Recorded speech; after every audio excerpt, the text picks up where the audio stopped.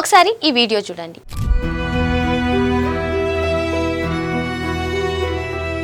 Heart touching moment కదా, మీకు కూడా కన్నీళ్ళు ఆగలేదు కదా. కర్ణాటకలోని హంపీలోని విరూపాక్షాలయంలో ఎప్పటి నుంచో ఒక ఏనుగు ఉంటుంది.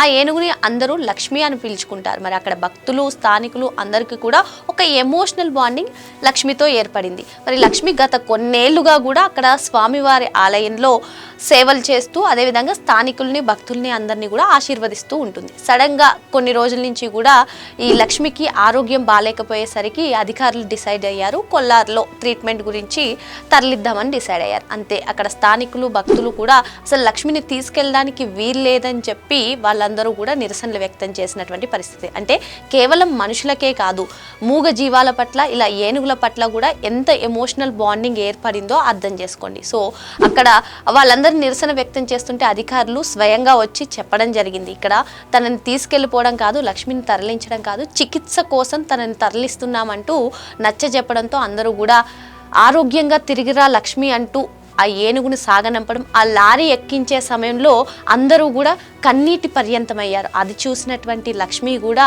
కన్నీరు కారుస్తూ తన తొండం ఊపుతూ అరుస్తూ ఇదే చివరిసారిగా నేను ఆశీర్వదిస్తున్నాను అంటూ ఆ ఏనుగు కళ్ళల్లో నుంచి వచ్చినటువంటి కన్నీరు అందరినీ కూడా బాధకు గురి చేస్తుందని చెప్పుకోవచ్చు.